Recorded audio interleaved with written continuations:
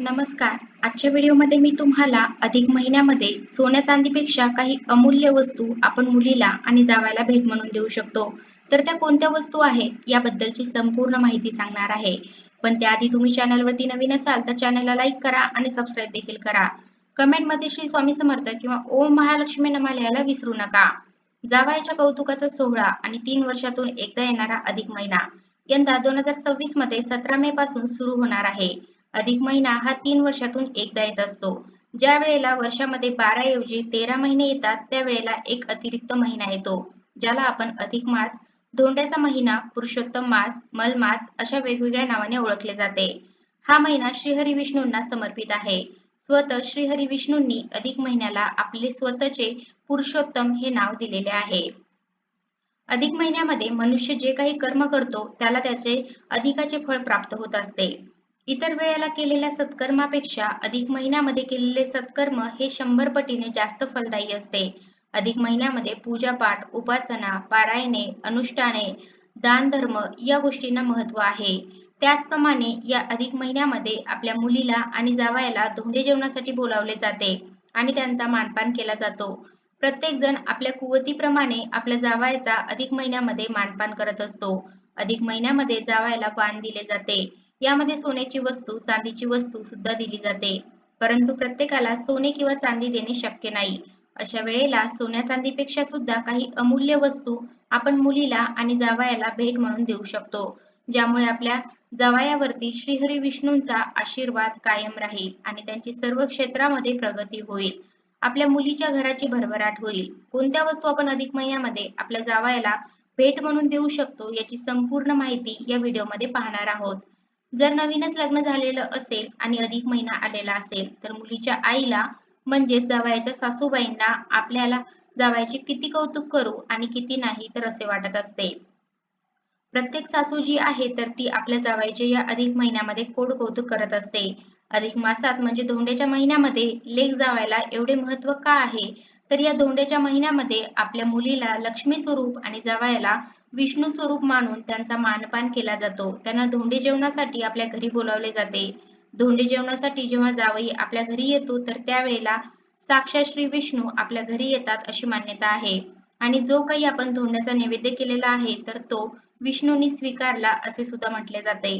म्हणून आपल्या जावयाला विष्णू स्वरूप मानून मानपान जो आहे तर तो केला जातो. लेक जावई घरी आल्यावर त्यांचे औक्षण करून त्यांना आपापल्या घरात घ्यायचं आहे.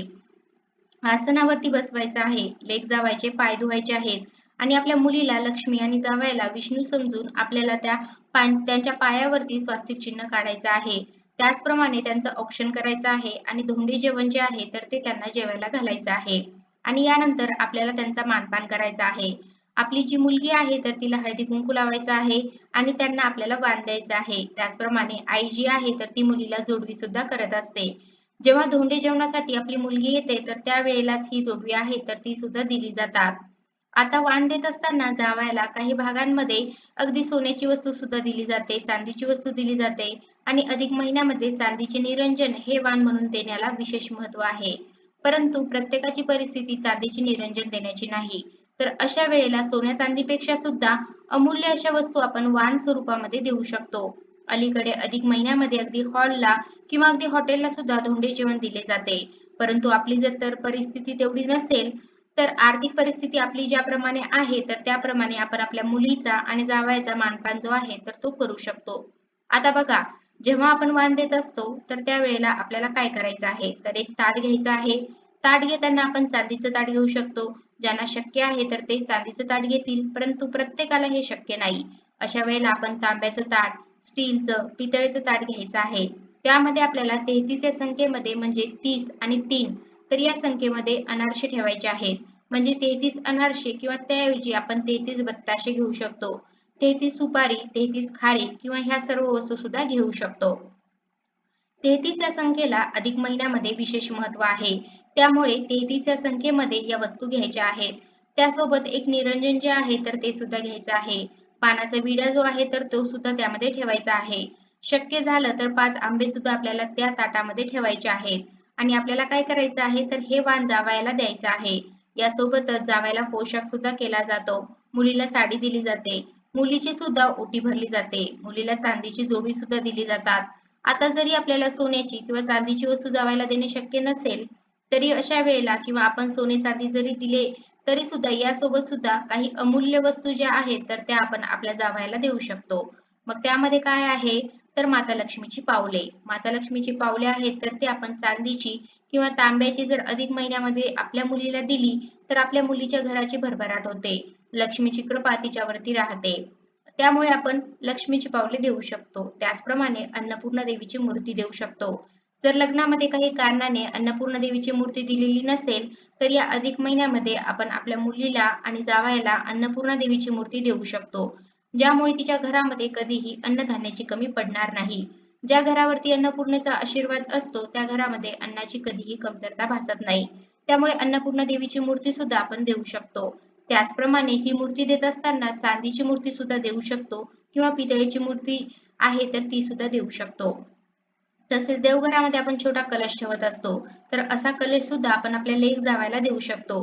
कामधेनूची मूर्ती ज्या घरामध्ये आहे, तर त्या घरामध्ये धनधान्याची कधीही कमी पडत नाही. त्यामुळे कामधेनूची मूर्ती म्हणजे गाय वासराची जी मूर्ती आहे, तर अशी मूर्ती सुद्धा आपण अधिक महिन्यामध्ये जावयाला देऊ शकतो. तसेच मेटलचे, पितळेचे, तांब्याचे किंवा चांदीचे स्वास्तिक चिन्ह तर हे सुद्धा आपण जावयाला देऊ शकतो आणि स्वास्तिक चिन्ह जे आहे तर ते हिंदू धर्मामध्ये अत्यंत पवित्र आणि शुभ चिन्ह मानले जाते. ज्या घराच्या मुख्य दरवाजावरती स्वस्तिक चिन्ह असते त्या घरामध्ये नकारात्मकता राहत नाही. त्या घरातील वातावरण हे सदैव सकारात्मक राहते आणि ज्या ठिकाणी सकारात्मकता आहे त्या ठिकाणी माता लक्ष्मी अखंड वास करते. त्यामुळे स्वस्तिक चिन्ह सुद्धा आपण भेटवस्तू म्हणून देऊ शकतो. काहीच देणे शक्य झाले नाही तर आपण एका ताटामध्ये 33 अनारसे किंवा मग त्याऐवजी 33 बत्ताशे, 33 मैसूर पाक ठेवायचे आहेत. त्यासोबत 33 खारीक, 33 सुपारी आणि एक स्टीलचे निरंजन जे आहे तर ते ठेवून एवढे वाण जरी आपल्या जावयाला दिले तरी सुद्धा चालते. त्यामुळे आपण अधिक महिन्यामध्ये जावयाला वाण देताना सोन्याचे किंवा चांदीचेच वाण द्यावे असे अजिबात नाही. तर सोन्या चांदीपेक्षा सुद्धा ज्या अमूल्य वस्तू आहेत तर त्या आपण वाण स्वरूपामध्ये देऊ शकतो. हे वाण आपण कमीत कमी 5 वर्ष देत असतो. म्हणजे 5 वेळेला जेव्हा अधिक महिना येईल तर त्यावेळेला हे वाण द्यायचं आहे किंवा याच्यापेक्षा सुद्धा जास्त दिवस आपल्याला जोपर्यंत शक्य आहे तर तोपर्यंत आपण अधिक महिन्यामध्ये लेक जावयाचा मानपान करू शकतो. तर अशा प्रकारे आजच्या व्हिडिओमध्ये मी तुम्हाला अधिक महिन्यामध्ये सोन्या चांदीपेक्षा काही अमूल्य वस्तू आपण मुलीला आणि जावयाला भेट म्हणून देऊ शकतो, तर त्या कोणत्या वस्तू आहेत याबद्दलची संपूर्ण माहिती सांगण्याचा प्रयत्न केलेला आहे. कसा वाटला तुम्हाला माझा आजचा व्हिडिओ कमेंट करून नक्की सांगा. आणि मी ज्या वस्तू सांगितल्यात त्या त्या सर्व वस्तूंपैकी एक तरी वस्तू तुमच्या लेक जावयाला नक्की भेटवस्तू म्हणून द्या.